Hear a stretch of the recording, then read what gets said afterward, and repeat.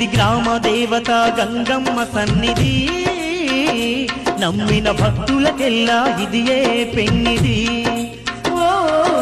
గ్రామ దేవత గంగమ్మ సన్నిధి, నమ్మిన భక్తులకెల్లా ఇదియే పెన్నిది.